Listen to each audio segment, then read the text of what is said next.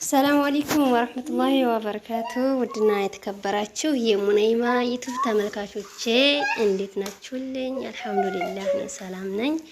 ያው እንግዲህ አንድ ቪዲዮ ደርሷችኋል። ኮቲን የሀገሮች ልጆች አይታችሁታል። እንዲሁም አታውቁትም፣ ገጠሩን አስጎብኝቻችኋለሁ ነው የሚባለው። ያው እንግዲህ ሄድኩት ፊጥራ አድርገው ቤተሰቦቼ እናት አባቴ ለዛ ነበር ሄድኩት። ፊጥራው ምን ይመስል ነበር? ያው በተወሰነ መልኩ ላሳያችሁ ነው። እንግዲህ ስላልተመቻቸለኝ ሙሉውን አልቀረስኩትም። በጣም ደስ የሚል ሰርግ የሚመስል ማለት ነው። ሰርግ የሚመስል ኢፍጣር ነበረ። በጣም ደስ ይል ነበር። ያው እንግዲህ ሙሉውን አልቀረስኩትም።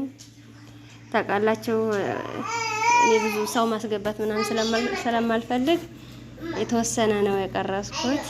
እዚህ ጋር ያው ስጋው በስሎ እየወጣ ነው። እንግዲህ ቀቀል ነው የሚደረገው። ታውቃላችሁ ብዙ ጊዜ ገጠር ላይ ቀጥቀጥ አይደረግም። እንደዚህ ቀይ አድርገው ማለት ቀይ ወጥ አድርገው አይሰሩትም።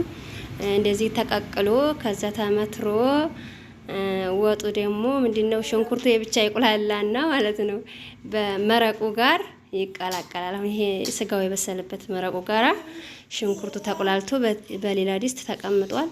እንደዛ አድርገው ነው የሚያቀላቅሉት መጨረሻ ላይ ማለት ነው። እና ያው በርግጥ ቅቅል ስጋ ሌና እንትን ይላል፣ ደስ ይላል። ያኛው ቢሆን ግን ተማራጭ ነበረ። እንግዲህ እንትን እንደዚህ ምንድነው ለመወዘእ ለማደል ማለት ነው። ወይም የሚመቻቸው ይሄ ምትሩ ስለሆነ ያንኛው የሚደርሰው አለ የማይደርሰው አለ። ቅጥቅጡ ሲሆን እንደዚህ ተቀጥቅጦ አብሮ ቀይ ወጥ ሆኖ ሲሰራ ሁሉ ላይ ያገኝ ይችላልና ትንሽ ትንሽም ቢሆን የሚማረሰው እንደዚህ የተመተረ ሲሆን ነውና ሲመትሩ ምናምን በርግጥ አላሳያችሁም፣ አልቀረስኩትም። ያው የውጭ ሰው ስለነበረ ወንድ ምናምን አልተመቸኝም። እንግዲህ ከተመተረ በኋላ ግን ቤት ካስገቡት በኋላ ቀርጬዋለሁ። ታውታላችሁ እንግዲህ ቀቅል ስጋ ይናፍቃችሁ ይሆናል። ቀቅላችሁ ብሉ። አረብ ሀገር ስጋ ደግሞ ሞልቷል። ስለዚህ ቀቅላችሁ ብሉት።